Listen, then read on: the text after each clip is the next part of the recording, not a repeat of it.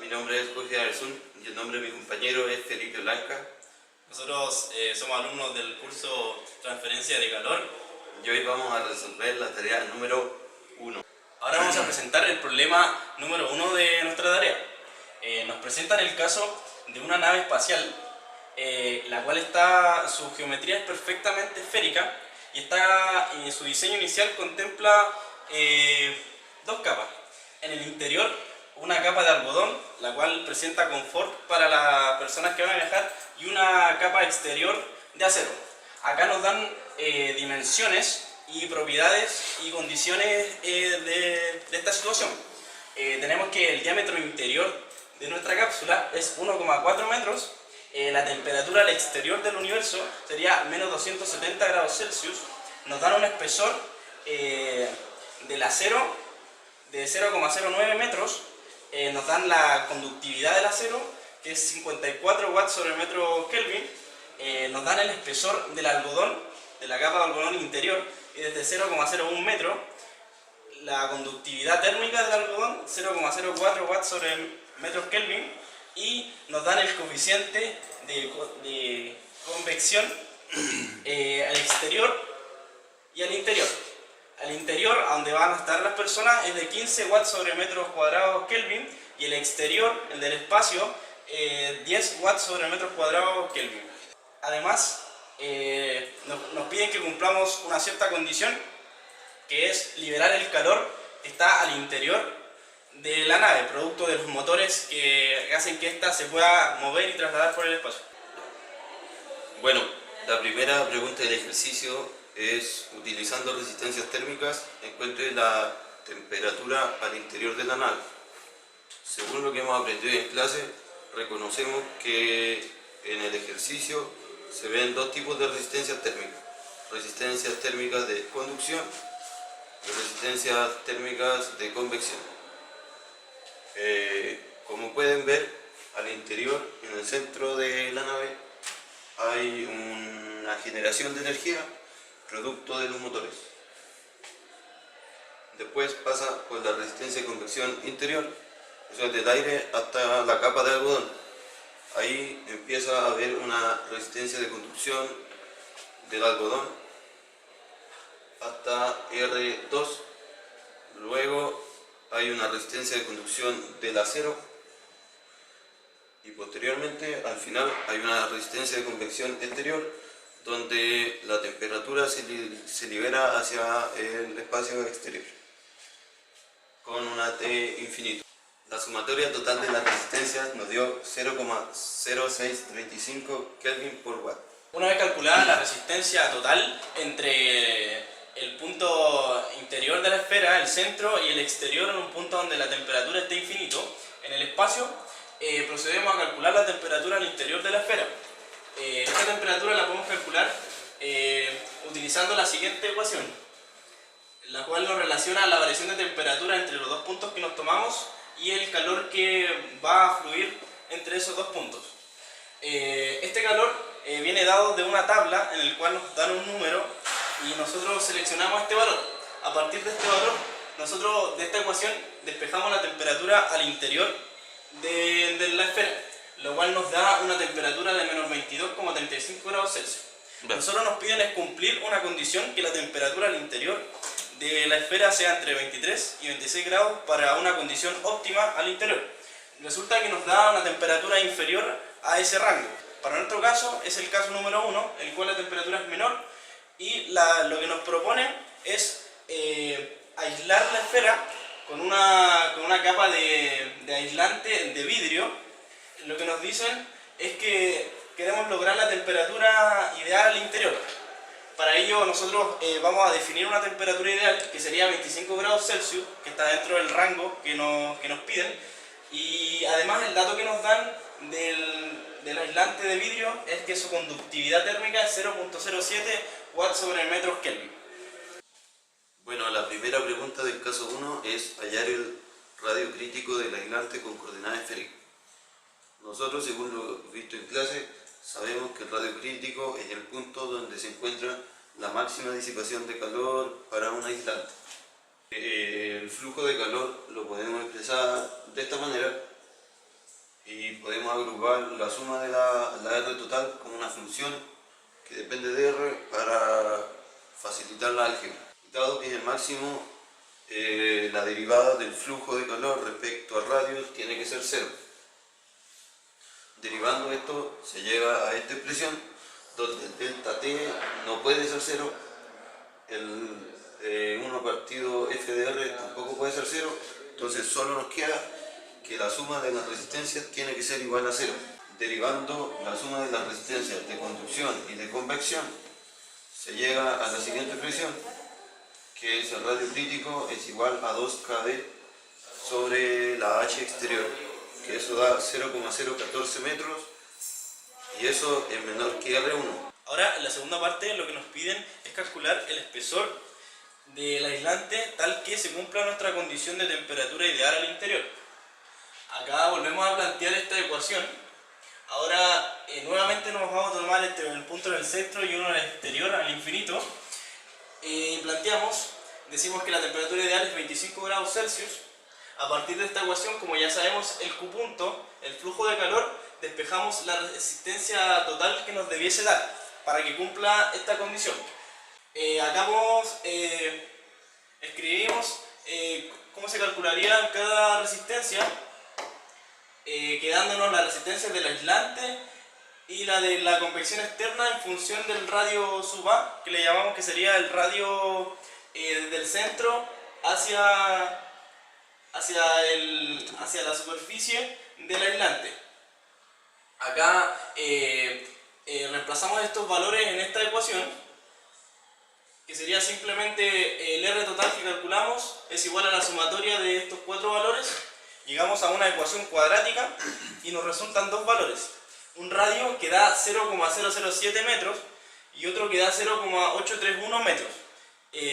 Podemos descartar de inmediato el 0,07 porque el radio tiene que ser mayor a 0,8, que es el radio exterior de la capa de acero. Entonces concluimos que el radio de aislamiento para que se cumpla la condición tiene que ser 0,831. Lo que nos piden es el espesor, nos da un espesor de 0,031 metros. Bueno, para la pregunta 3 del caso 1 nos preguntan qué es mejor en cuanto a cantidad, si colocar el aislante por fuera de la esfera de acero o por dentro de la esfera de acero. Nosotros sabemos que el delta T se tiene que mantener constante dado que las condiciones del ambiente no varían. El Q punto también va a ser constante dado que la generación de los motores sigue siendo la misma y por lo tanto la resistencia igual se tiene que mantener constante. Nosotros al sumar todas las resistencias en serie nos damos cuenta que la resistencia de convección interior y la resistencia de convección exterior aumentarán dado que disminuye su área. En cuanto a la resistencia del acero, esta se mantiene constante. Para la resistencia del aislante nos damos cuenta que esta puede ser menor para mantener la resistencia total constante. Por eso nosotros creemos que es mejor dejar el aislante adentro de la esfera, dado que se ocupará una menor cantidad de fibra de vidrio. Bueno, el segundo ejercicio de la tarea se trata sobre una pared de blindaje de un reactor nuclear. Como podemos ver acá, el ancho de la pared es de 0,5 metros y bombardeada por rayos gamma, lo que hace que se produzca una generación dentro de la pared. La primera pregunta nos piden hallar una expresión para que la temperatura en el interior de una pared sea de 700 grados y en el exterior sea de 50 grados Celsius. A nosotros nos tocó el número 6, por lo que nuestro A es 3,5. Bueno, partimos tomando un diferencial de la pared, que lo podemos ver acá, donde hay un Q-in, un Q-out y una generación que se produce en cada diferencial de pared. Nosotros sabemos que la generación sería igual al Q que está en esta fórmula por el área por un delta X para que sea una porción de volumen. Entonces, llegamos acá, ley de Fourier. Por ordenando esto, llegamos a una ecuación diferencial de segundo grado que la resolvemos y nos queda esta expresión donde hay dos constantes. Para hallar estas constantes tenemos que aplicar las condiciones de borde que tenemos, que una es que cuando T vale 0, la temperatura tiene que ser la temperatura interior, o sea 700 grados Celsius, y cuando T vale W, o sea 0,5, la temperatura tiene que ser de 50 grados Celsius, TO. Bueno, la constante 1 nos da menos 1301,8 Kelvin sobre metro, y la constante 2 nos da 974,1 Kelvin. Por lo que esta es nuestra expresión para describir la temperatura dentro de la... Para la segunda parte del problema 2, lo que nos piden es encontrar la temperatura máxima, una expresión de ella en la pared. Tomamos la expresión anterior y la tenemos que evaluar en un punto tal que nuestra derivada nos dé 0. ¿Eso qué significa? Que encontraremos un máximo de la temperatura en ese punto. Luego de derivar la expresión, llegamos a que el x máximo es menos 1,66. ¿Este valor qué significa? Los ejes x y la temperatura, partiendo de acá, desde el borde interior, nos dice que va a estar hacia la izquierda el punto máximo donde la temperatura sea la máxima. Esto no puede ocurrir físicamente, ya que se escapa de la placa. Entonces, ¿qué podemos decir al respecto? Que en la placa la temperatura máxima va a ser la temperatura al interior, es decir, 700 grados Celsius. Acá podemos ver una gráfica cualitativa de cómo sería la temperatura en función de la posición en la pared. Ahora bien, en la tercera parte de la pregunta 2 nos piden encontrar la ecuación que rige la temperatura dentro de la pared, pero si es que ahora colocamos un superaislante en la parte exterior de la pared. Acá podemos ver un dibujo esquemático de cómo sería. Acá estaría la pared. Nos dicen que la temperatura al interior se va a mantener constante, eso es un dato, y que el superaislante va acá en la parte exterior. Recordemos que la ecuación que gobierna esto es esta ecuación diferencial. Sacamos su resultado, la resolvimos y nos quedan dos constantes. Ahora estas constantes son las que debemos calcular. Para eso tenemos que darnos dos condiciones de borde para poder solucionar esta ecuación. Lo primero que decimos, como vamos a aplicar un superaislante, decimos que el Q punto, o la tasa de transferencia de calor en el borde exterior, tiene que ser 0, porque hay un superaislante. Y la segunda, como nos dicen que la temperatura al interior se mantiene, decimos que la temperatura en x0 va a ser Ti. Bueno, aplicando estas dos condiciones de borde, encontramos las constantes y finalmente escribimos nuestra ecuación que gobierna la temperatura acá en la pared. Podemos ver que el perfil, si bien en el anterior decaía, ahora sube, aumenta. Ahora, en la última parte de la pregunta 2, nos dicen tomar una barrita del reactor y ponerla a temperatura ambiente. Acá podemos ver la barrita con largo L, de radio R y de conductividad K. Nos dicen que la generación es Q.C y nos dicen que el largo es lo suficientemente grande para decir que la tasa de transferencia de calor va a ser uniforme.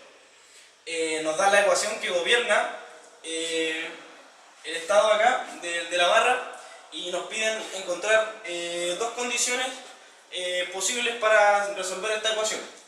Lo primero que nosotros podemos decir es que en un caso estacionario la generación tiene que ser igual a la convección que se va a generar acá con el ambiente. Y la segunda condición es que asumimos que como la barra se saca del reactor y el reactor decimos que está a 700 grados Celsius o T sub I, decimos que la temperatura acá en el borde, o sea en T evaluado en R, tiene que ser T sub I.